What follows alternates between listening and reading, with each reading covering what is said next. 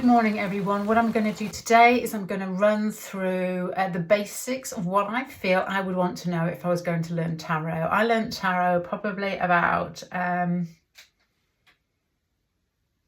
35 years ago, and I did it in the normal cookbook way, where I got the books together, I got the cards together, and I spent a year basically doing it every night. And I think that's important, but I think as things develop, and I can't do that anymore, I just can't, I'm just not very good with detail. That's just me. I'm not saying it's not a good thing to do.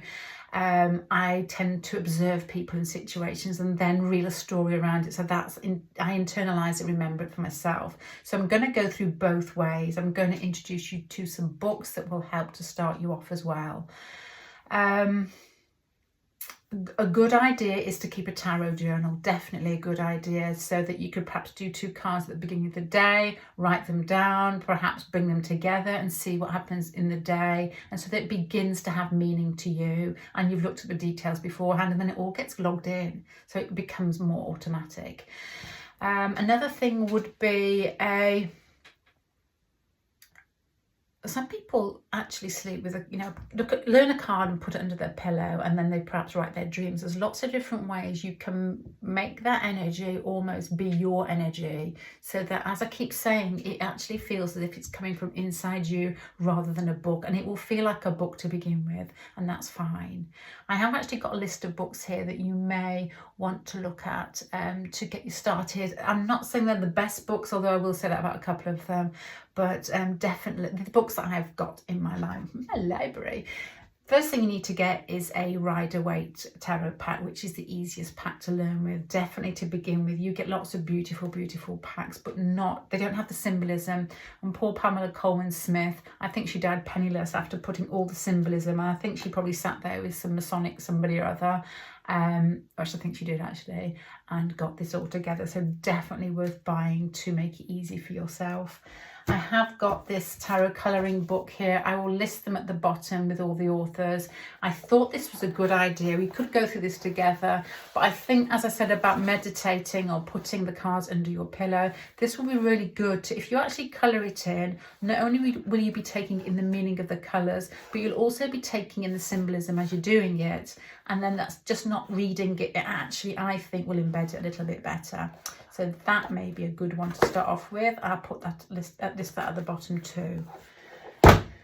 This I'm not recommending, but I think if you're interested in numbers, and I believe that everything in life is geometry, vibration and cycles, and even if you don't accept that, I think it basically plays its part in you, regardless of whether you think that or not. These are my thoughts. So this is a really good book to see how number, and I think it goes from 1 to 9, is actually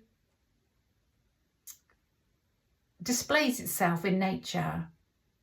And then if you start watching, you start seeing cycles, like growth or periods of rest, or it just is interesting to put a basis behind it. But I wouldn't start reading that unless you're interested. So let me get rid of that one.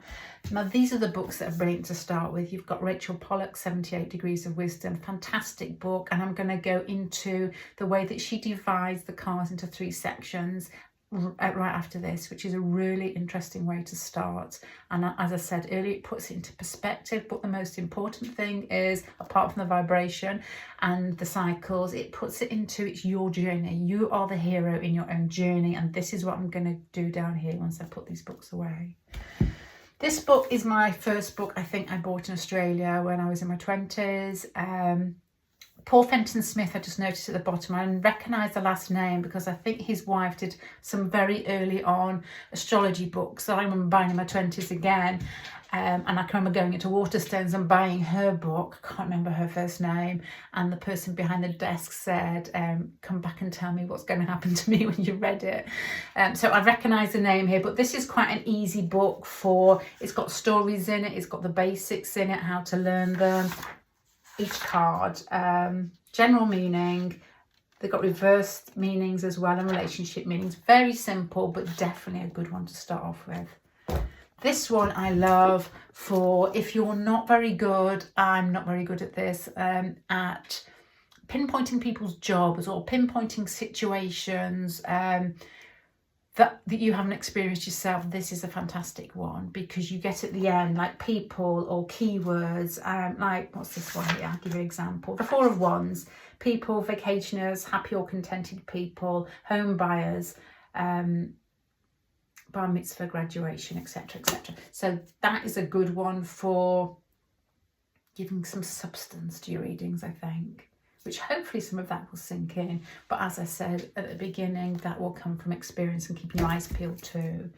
This one is a fantastic book. There are more, there are books that will relate. This one does somehow go a little bit deeper. And there's, most of them have like the astrology in there, how you relate it to astrology. You've got your,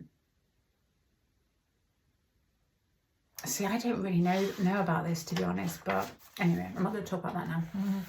You've got, this is in little rhymes. This is in small rhymes where you can take them in a way that is quite quirky and quite easy to understand. So this is quite a nice book. But you have got the astrology, you've got the tetragrammaton, an expression. So this actually goes a little bit deeper, but I keep it simple for me. So that might interest you as well. This one I haven't read because it is the Marseille deck and I can't relate to it. But if you're really interested in that, I've heard that's very good. That's my sister's. And then a more advanced book for later on is very good, is this one. I will list them all at the bottom to see whether you're interested in what you're interested in. Okay, so I'm going to leave that there. What I'm going to do is I'm going to switch off and I'm going to go down to the cards and tell you where we're going to start and how we're going to weave it in together. Let me just shove my books over there. And my pad. Okay, I'll be back in a minute. Thank you. Bye. Hi everyone, I'm going to just go through how I feel is probably the best way for you to understand tarot individually, each card, and to see it as a big structure, which is basically about you being on a journey. Initially we start off with the Fool card here, which is like going through, I guess, you're just basic, vibrational, overexcited, nothing, lump of everything. Here with this card here, before we're born, what would it all look like? It would be like some electronic sea. And then we become a little bit inquisitive, I guess, and we project ourselves outwards in a very sort of masculine way until we start our journey here, which is the beginning of the journey. And this bit here is possibly the more worldly sequence. And this is how Rachal Pollack puts it into 3 different categories. And I think this is a great way to understand it. This is where we're basically functioning from our base qualities, not in a bad way. You've got the Empress here. It's not in a bad way. It's just almost animalistic. We're just being, we're getting on with it. And then here we start going inward and start trying to feel that things don't always function in a very mundane way.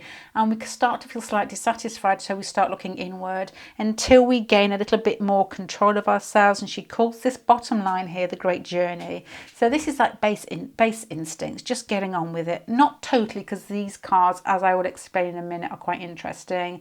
And then this is sort of feeling slightly unnerved and questioning ourselves.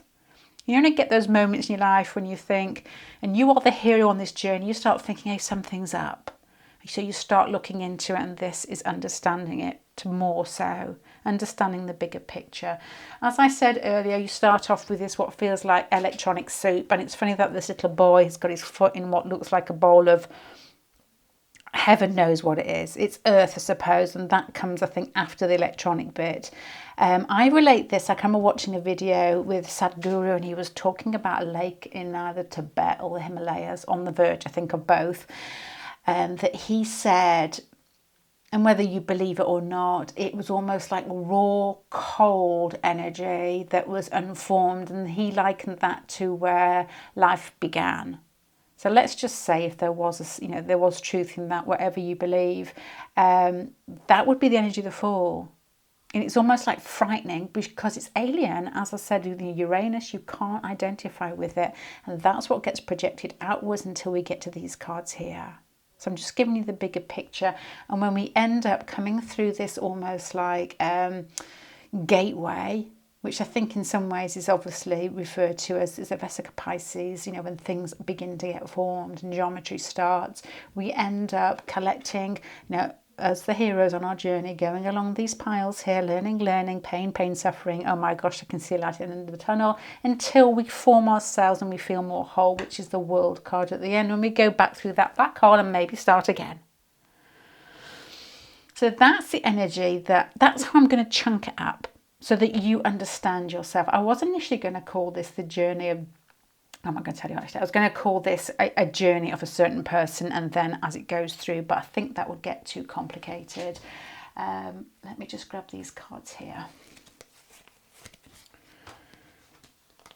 Now, strangely enough, I'm going to start with these energies down here, which may be bizarre to you because it should start, and I'll go straight back to this after I finish with these. The reason I'm starting with the star and the sun and the moon at the moment is because of where we are in the world at the moment, and this, I think, is very much, this energy is very much needed and very much on the verge of being catapulted into our world. Because it follows the Tower card, and we're in that crisis point, I suppose, in the world at the moment, which may not seem with all like the wars that we've had before, but I think it's got more to do with the access to be more, and this is your access to be more. So I'm going to start with these cards, so because I think it's timely with regards to doing this in the age of Aquarius with the star card here. Now, just to go very quickly over these energies, let me just take these away because it will make more sense to you. Let's take away the inward journey, where we're beginning to get a little bit wise. Let's take away these cards we're going to start with over here, which is when we're beginning to get it all together. And let's start with this base beginning energy here. Let's take these out. Okay, so the Fool is the card that is that vibrational, cold, alien energy before it's formed, before we are anything. And it starts getting a bit bored, so the masculinity in it projects outwards, and it makes the Magician and the High Priestess. These, to me, feel like they're still in touch with the Fool card here. And when we talk about the Star, which I'm assuming I will put at the end of this, you will see the link between the Fool and the Star, and how that Star energy still accesses this and does it in an almost immediate way, and how you can identify people who have access to this information, knowledge, whatever it is, vibration, geometry, I don't know. But the Magician and the High Priestess are, to me, it feels like half formed. They're still almost here, but they're beginning to split into masculinity and femininity. And that's the duality. And that's your Adam and Eve.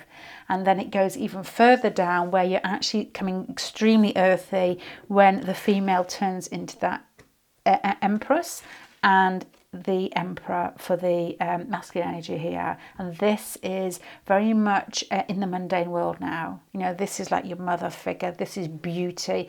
And beauty is a visual identification, isn't it, of something that we find piques our values in some way, which is the wrong way to put it, but it's there, and it's moved away from this energy somewhat. And this Emperor card is structured in the world, and it's almost losing, it's still got the ability to get things moving, so it's still access to the Magician, but we start moving further and further away from this energy, and we forget who we are.